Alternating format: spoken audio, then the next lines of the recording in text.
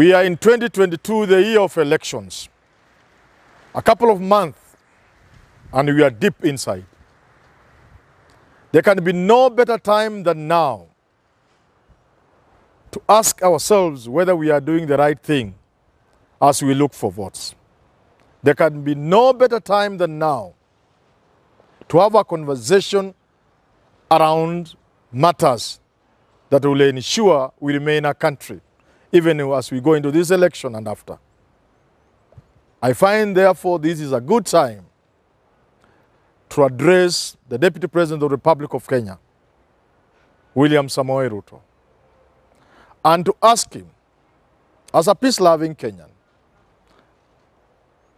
to be mindful of his language. Of late,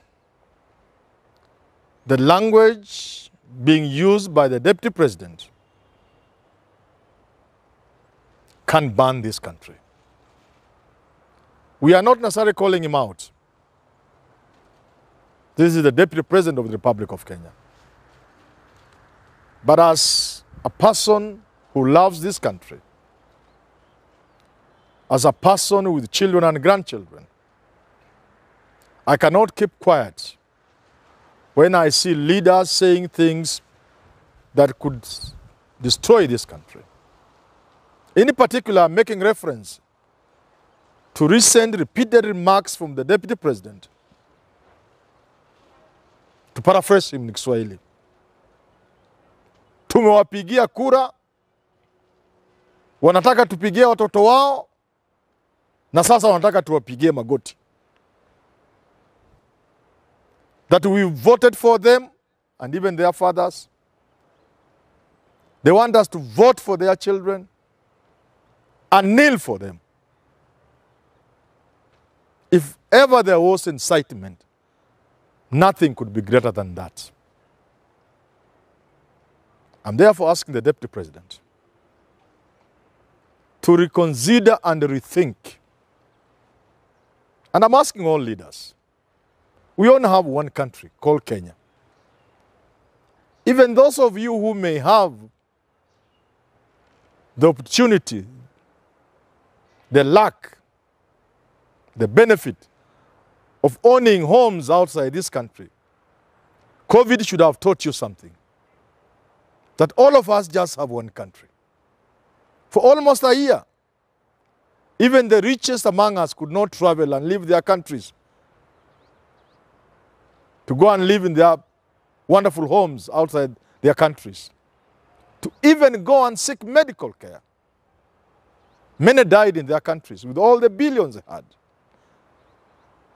So I'm saying this is the only country we have, in many ways than one. In more ways than one. We must love this country. If you want to be a member of parliament, there must be a constituency for you. There must be people for you to lead. If you want to be a governor, there must be a county for you. If the county goes up in flames, what will you be governor for? And obviously, much more responsibility on the part of those who want to be president of this country. This may be a poor third world country, but it's all we have. And we must love it for ourselves, our children, and our grandchildren. If you want to be president, how will you be president of a country that's up in flames? Kampuni hapa ya kuuza pombe. Hii pombe imemaliza watu dunia hii, ndio wao wanauza. Si wako na kampuni ya kuuza gas. Si wako na kampuni ya kuuza mafuta. Kazi yao ni kwenda kujenga nyumba Dubai, kujenga nyumba London, kujenga nyumba South Africa. Alafu wanakuja hapa wanataka tukae kwa umaskini.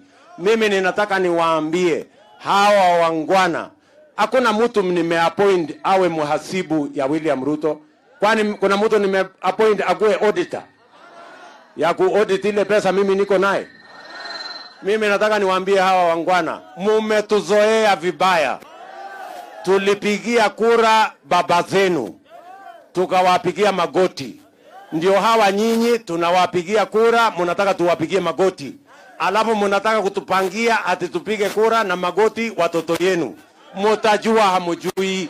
hii mwaka hii ndio tutakomesha hiyo madharau yenu na tutakomesha hiyo kiburi yenu.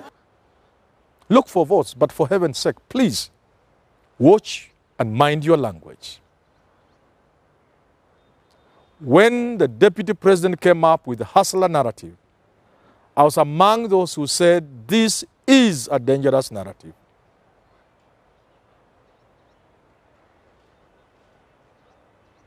It has destroyed countries. You can campaign by dividing people, religious grounds, economic, anything. But let me say this. Nothing is more dangerous than dividing people along class lines.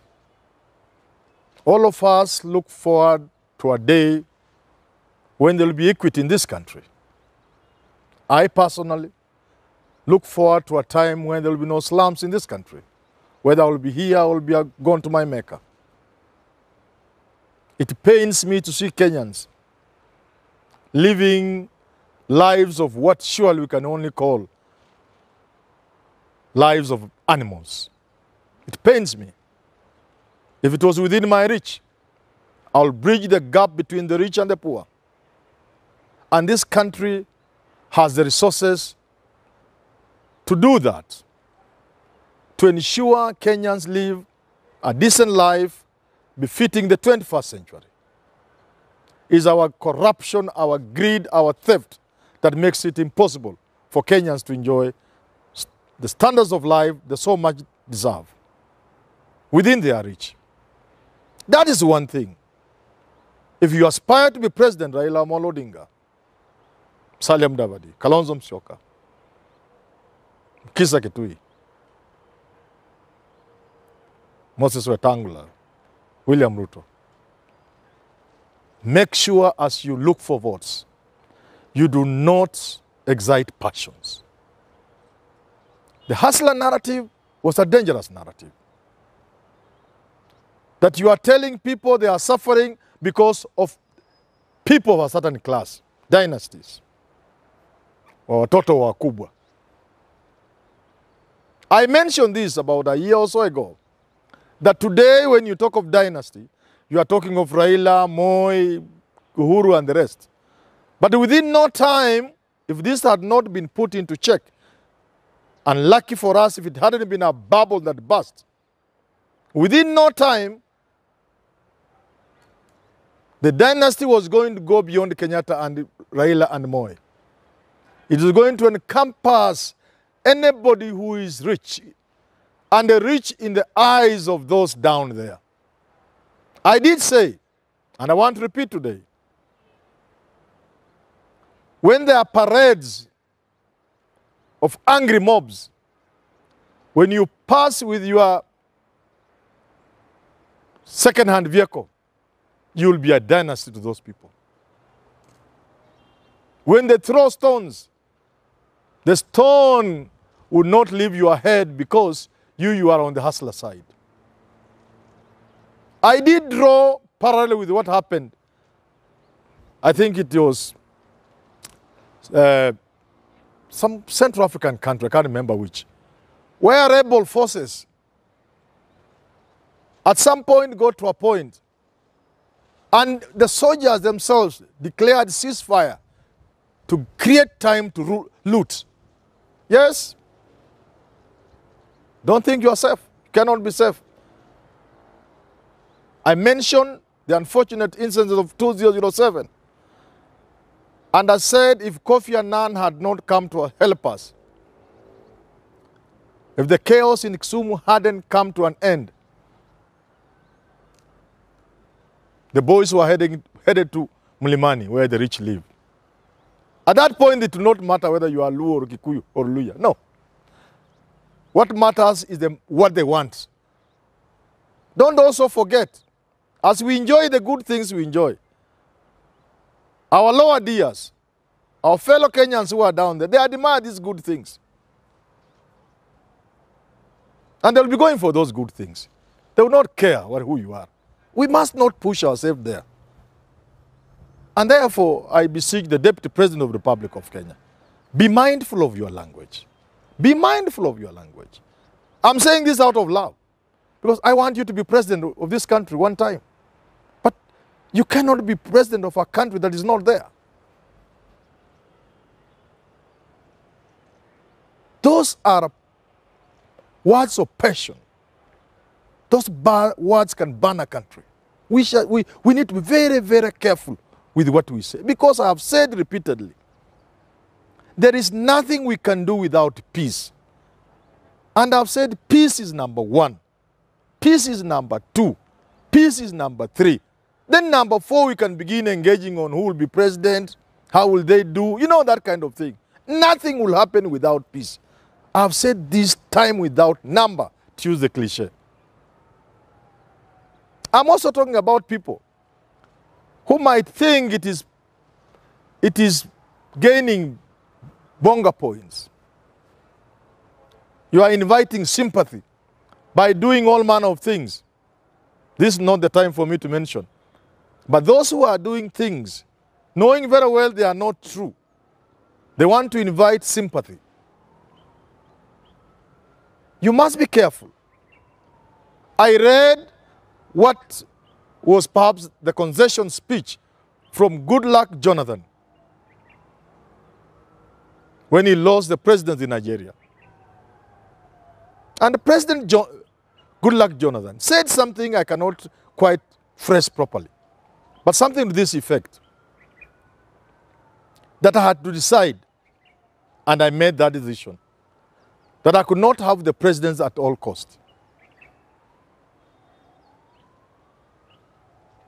That human life is so important that I could not ride over it to become president. So I'm trying to poorly paraphrase. He meant, yes, he wanted to remain president. But he knew that there are certain things he would do to remain president after the elections that could lead to chaos and perhaps bloodshed. And he was not prepared to do that. I'm simply inviting our leaders to have that kind of mindset, that frame of mind, that yes, you want to be a president, but it should not be at all costs. This election is going to be very heated, and unless Raila Odinga, William Ruto, and the rest in the pack, unless they begin to see things in that way, we could be headed for trouble. I must end by saying what I said at the beginning. The elections are around the corner. We must be careful with what we say. We have a following. The kind of following William Samoei Ruto has is not something you can take for granted. Don't say anything to put passions on flame. Be measured. You can lose the president in 2022, but you can be president in 2027, 2032. Raila has been at this thing from 1997. He may get it this year. The guy in Zambia who got a church had run for 5 times. Let there be a country so that when you come second time, you will get the presidency when there is a country. Please, mind your language. Mind your language.